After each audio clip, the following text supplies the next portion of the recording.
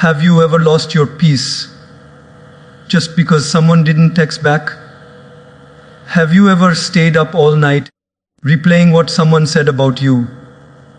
And deep down, you knew it shouldn't matter that much, but it did. My friends, most of us don't suffer because of what people do to us. We suffer because of how much we care about what they think of us. We bend, we break, we lose ourselves trying to please everyone. And in that process, we forget the one person who truly deserves our care, ourselves. Today, let's talk about something powerful. You care too much, stop it. Because sometimes caring less doesn't make you heartless, it makes you free. There are people in your life who make you feel alive, inspired, understood. They bring light to your days. But there are also people who slowly drain you, not because they are bad, but because your heart gives more than it receives. You see, caring is a beautiful quality until it becomes self-destruction in disguise. Sometimes we hold on to relationships, friendships, and connections long after they've stopped nourishing us, only because we don't want to appear selfish, cold, or unkind. But my friends, being kind to others while being cruel to yourself is not kindness, it's confusion. You can love someone and still walk away. You can wish them well and still create distance. You can forgive them completely and still choose not to let them have access to your peace. It's not that you stopped caring, it's that you started caring for yourself too. The truth is, not everyone who enters your life is meant to stay forever. Some come to teach you patience, some to teach you boundaries, and some to teach you how to value your energy. The problem is, we confuse temporary lessons for lifelong commitments. We must learn to protect our emotional space like we protect our homes. You wouldn't let anyone walk into your house and rearrange your furniture, right? So why do we allow people to walk into our minds and rearrange our peace? Protect your peace, not by building walls, but by building wisdom. Recognize who deserves your time and who drains your strength. The ones who truly care about you will never demand your constant availability. They will respect your silence. They will value your boundaries. They will love you even when you say no. But those who only take from you, they'll call you selfish the moment you stop giving. And that's when you must remember peace is not found in pleasing others, it's found in choosing yourself. So love deeply, yes, be kind always. But never let your compassion become the reason you collapse. You can care without carrying. You can love without losing yourself. Because your energy, your peace, your joy, they are sacred. And the moment you start protecting them, your life begins to change. We often think caring too much means we're being loving, that we're good, hearted, kind, and emotionally generous. But sometimes, caring too much doesn't come from love. It comes from fear. Fear of being left out. Fear of being unloved. Fear of being forgotten. So we overextend ourselves. We text first. We say yes when our heart says no. We tolerate behavior that breaks our spirit, not because we're weak, but because we're terrified that if we stop caring, we'll lose people. But here's the truth, love and fear cannot exist in the same heart. When love is real, it's peaceful, it's patient, it doesn't demand your exhaustion.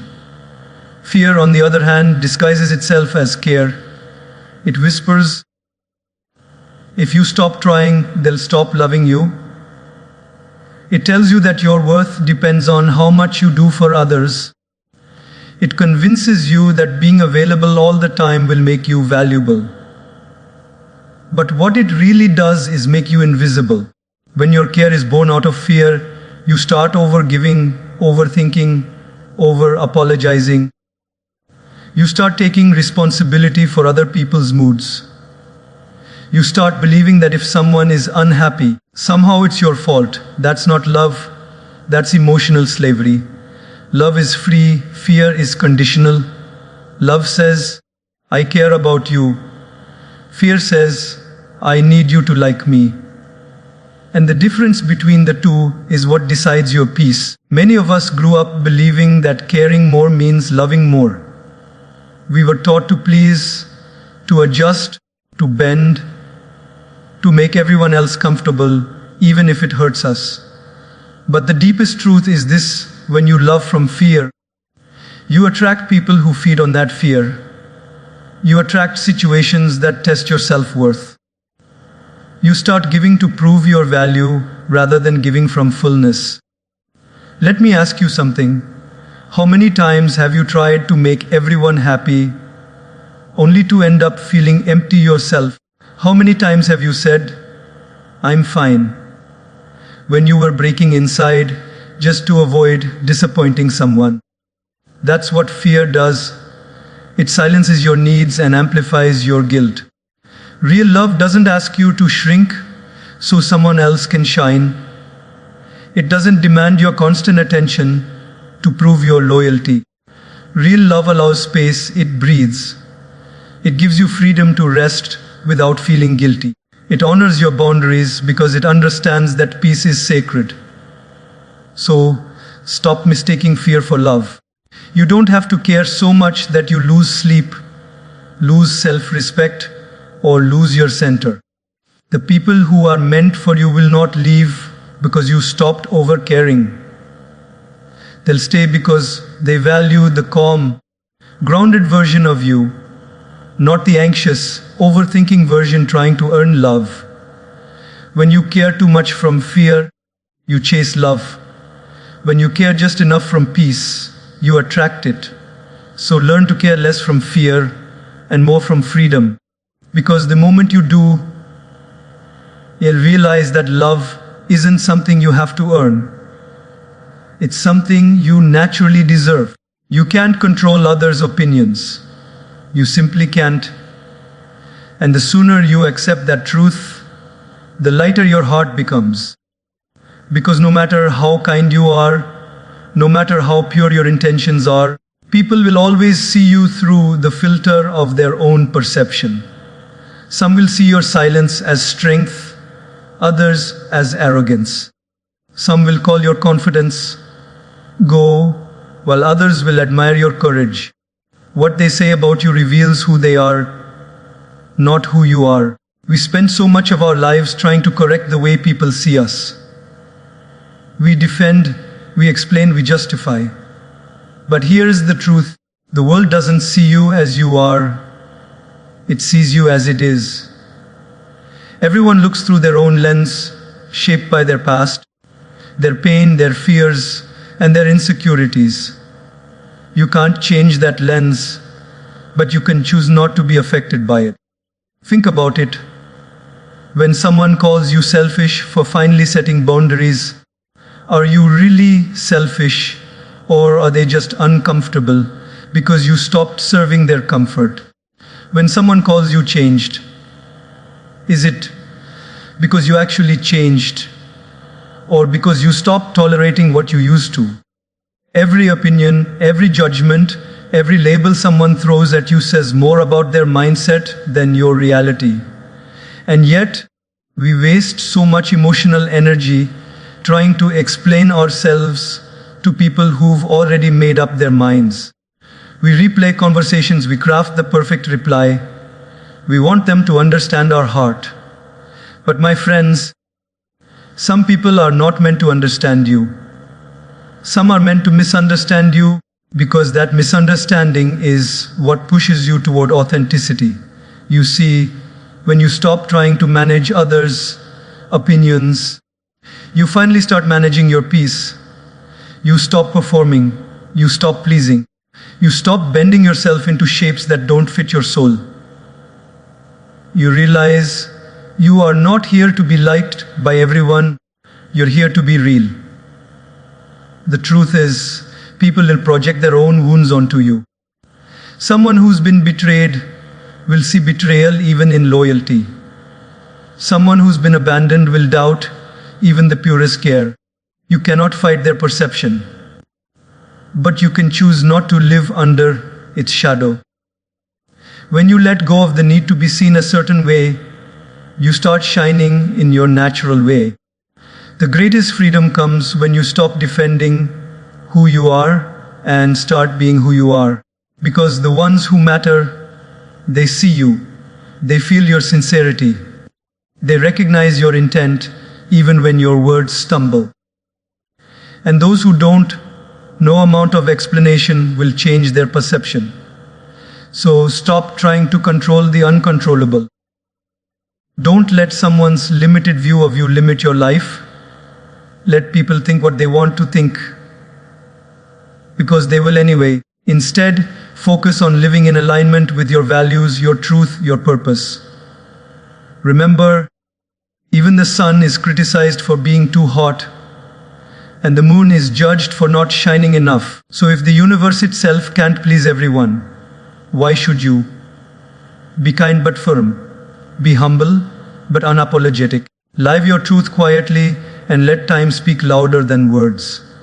Because one day, those who misunderstood you will realize the depth of your heart, but by then, you'll be too at peace to even need their approval. This is one of the most misunderstood truths of life. People often think that detachment means you stop caring, that you become cold, distant, or emotionless. But that's not detachment. That's indifference. Detachment is something far deeper, far nobler, far more peaceful. It doesn't mean you feel less. It means you stop suffering from what you feel. When you are attached, your peace depends on outcomes, on how people behave, on what happens tomorrow, on how much others appreciate you. You smile when they approve, and you break when they don't. You rise when things go right, and you collapse when they don't. That's attachment. The invisible string that ties your happiness to things you can't control. And every time life shakes that string, your emotions swing with it. Detachment, however, is strength. It's the art of staying centered no matter what happens around you. It's loving fully but knowing that you cannot possess. It's giving deeply but without the expectation of return. It's showing up with kindness but also being okay if that kindness isn't recognized. Detachment is the spiritual maturity to say, I will do my best and I will let life do the rest. Let's be clear, detachment doesn't make you heartless. It makes you whole. When you are detached, you still love, but your love doesn't bind, it liberates. You still care, but your care doesn't consume, it balances. You still engage with life, but you don't become a prisoner to its ups and downs. You act, you give, you feel, but you don't cling. Imagine holding a handful of sand. If you clutch it tightly, it slips away, but if you hold it gently, it stays. That's what detachment feels like. A gentle hold on life, people, and emotions. You don't squeeze them out of fear. You simply let them be, trusting that what's meant for you will stay, and what's not meant will leave. When we are attached, our mind becomes restless. We constantly think, what if they leave me? What if I fail? What if they don't like me anymore? These thoughts become chains that keep us trapped in anxiety. But when we practice detachment, those chains break. You begin to live with trust. Trust in yourself, in timing, in the divine plan. You understand that peace is not the absence of emotion, but the mastery of it. So many of us confuse letting go with giving up. But letting go is not giving up. It's growing up. It's realizing that you don't need to chase what's already running away. It's understanding that you can care about people deeply and still not allow their behavior to control your happiness. It's knowing that you can wish the best for someone, even if your paths no longer align. Think about this. The tree doesn't cling to every leaf that falls. It lets them go, knowing that letting go makes space for new life to bloom. Similarly, when we let go of emotional attachments that hurt us, we make space for peace, clarity, and new beginnings. The beauty of detachment is that it brings freedom without taking away compassion. It teaches you how to love without losing yourself. It allows you to stay calm in chaos, patient in pain, and grateful in uncertainty. You stop fighting life and start flowing with it. So don't be afraid to detach. Detach not because you don't care, but because you finally understand that your peace is priceless. You can still love them, but you don't have to suffer for them. You can still dream, but you don't have to be destroyed if things don't go your way. You can still give your best, but you don't have to tie your worth to the results. True peace begins when you stop clinging and start trusting. When you stop controlling and start surrendering. When you stop fearing loss and start embracing flow. Because when your happiness no longer depends on external circumstances, when it springs from within, that's when you've mastered detachment. And that's when life stops being a storm that tosses you around and becomes a river that carries you gently home. It's what happens when your mind and your heart are both working overtime. When you care so deeply about something or someone that your thoughts refuse to rest. You replay conversations, you analyze every word, every silence, every gesture, searching for meaning, clarity, reassurance. You're not doing it because you're weak, you're doing it because you feel too much. Because your emotions run deep and your care has no boundaries. But here's the truth. Overthinking is not a sign of intelligence or love. It's a sign of emotional exhaustion. It's what happens when your heart carries the burden of things it cannot control. You lie awake at night thinking, did I say something wrong? Do they still care? What if I lose them? What if I fail? These questions circle around your mind like restless birds that never find a place to land. The reason overthinking hurts so much is because it's not just mental, it's emotional. It's the fear of loss, the fear of being misunderstood, the fear of being not enough. You care so much that you start trying to control outcomes with thoughts. You think if you analyze enough, you can prevent pain. But instead, you end up reliving it before it even happens. Overthinking is what happens when caring turns into worrying. It's when empathy becomes anxiety. It's when your heart is so full that it spills over into endless what ifs. You imagine scenarios, you create explanations, you write stories in your head that may never come true, but they feel real because your emotions make them vivid. But you see, the problem isn't that you care. The problem is that you don't know where to stop. Caring is beautiful when it leads to action, but it becomes harmful when it traps you in rumination. You can't heal by rethinking the same pain 1,000 times. You can't find peace by constantly revisiting the wounds that made you lose it. There comes a point where you must remind yourself, I don't need to figure it all out right now. Because most of what we overthink never even happens. The people we worry about find their own way. The situations we fear often dissolve with time. Life has a rhythm, but we miss it when we try to predict every beat. You must understand, overthinking is an emotional reaction to uncertainty. Your mind is trying to protect you from possible pain by preparing for it. But in doing so, it keeps you in a constant state of emotional alertness. You're always waiting for something to go wrong. You're always trying to read between lines that don't even exist. The key is not to stop caring, but to care differently. Instead of caring by overthinking, care by trusting. Trust that what's meant for you won't need chasing. Trust that people who truly value you won't make you question your worth. Trust that life, even when uncertain, has a way of working things out for your growth. Try this the next time your mind begins to spiral. Pause. Breathe. Place your hand on your heart and whisper to yourself, it's okay not to know. Because it really is.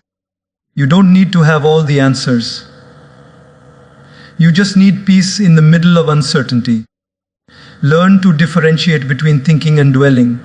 Thinking is active, it leads to clarity.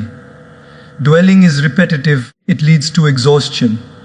Thinking solves, overthinking suffocates. And the difference lies in your ability to let go once you've done your part. When you stop over-caring, you don't stop loving. You start loving peacefully. You stop needing to control every detail and start learning how to flow. You start giving space to yourself, to others, and to life. You start trusting that everything doesn't need your constant supervision to turn out okay. Remember, your mind can't rest when your heart is afraid. So instead of trying to calm your thoughts, calm your fears. Instead of asking, what if it goes wrong? Ask, what if it turns out better than I expected? Shift your focus from fear to faith, because the truth is, you'll never think your way into peace. You'll only feel your way into it. And that happens when you allow things to be, when you let life breathe without your constant interference. So yes, overthinking is emotional overcaring. But when you start to care with trust, with surrender, with acceptance, the noise begins to fade, the storms in your head begin to quiet, and in that silence, you'll find something priceless, peace that doesn't depend on answers. Most of us don't even realize how much of our life is quietly controlled by this one invisible addiction. The need to be liked, accepted, and approved by others. It starts early. As children, we learned that when we behaved a certain way, people smiled. When we spoke softly, agreed quickly, or acted politely, we were praised. But when we expressed anger, disagreed, or showed sadness, we were told to be good. So slowly, without noticing, we began to edit ourselves. We learned to hide certain emotions, to wear certain masks, to say what others wanted to hear. Not because we wanted to deceive, but because we wanted to belong. And that's how approval addiction begins, not in manipulation, but in fear. The fear of rejection, the fear of not being enough, the fear of standing alone. So we adapt, we please, we perform, we shape, shift into versions of ourselves that fit other people's expectations, bosses, parents, friends, society. But with every layer of pretending, we lose a layer of truth. The irony is that the more we try to be liked, the less we are truly known. People start loving the version of us that we created for them, not the real us. And deep down, that creates a silent pain. If they really knew who I am, would they still accept me? That's the curse of approval addiction. Even when people love you, you can't feel it fully, because part of you knows they're loving your performance, not your presence. We become addicted to praise like it's oxygen. A compliment gives us a high, criticism feels like suffocation. We scroll through messages and likes, searching for tiny signs that we matter. But here's the painful truth. When your happiness depends on being approved, you'll always be emotionally hungry. Because no amount of approval can fill the emptiness of self-rejection. You start saying yes when you mean no. You agree when you disagree. You stay silent when your soul screams to speak. You become everyone's good person, but your heart feels exhausted. Because pretending to be what others want you to be is the most draining form of emotional labor. It takes energy to constantly manage perceptions, to monitor every word, every reaction, every impression. The saddest part is approval addiction kills authenticity slowly. You stop being yourself even when you're alone. You start thinking like someone's watching, even when no one is. You start questioning your worth based on someone's reaction. You lose the freedom to be imperfect, to fail, to be human. But the truth is, no one ever gained true respect by constantly seeking approval. The most respected people are often the most misunderstood at first, because authenticity threatens conformity. When you stop trying to please everyone, you'll trigger some, you'll confuse others, you might even lose a few people. But what you'll gain in return is yourself. Authenticity is not rebellion, it's alignment. It's living in harmony with your own values, not someone else's validation. It's being okay with not being liked by everyone, because you finally like yourself.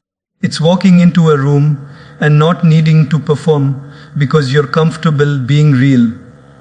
You see, the moment you stop chasing approval, something magical happens. People start feeling your truth. And truth, unlike performance, doesn't fade. It doesn't need applause. It doesn't demand recognition. It just is. So how do you heal from approval addiction? You start by disappointing people gently, but intentionally. You say no when it feels wrong. You express opinions even when they're unpopular. You choose silence over forced smiles. You give yourself permission to not explain your every decision. And at first, it feels uncomfortable. You'll feel guilt. You'll fear judgment. But slowly, you'll notice something. The world doesn't end when you stop pleasing everyone. In fact, it becomes lighter. Real people begin to appear. People who love you for your realness, not your performance. There's an incredible peace that comes with authenticity. You stop rehearsing your life and start living it.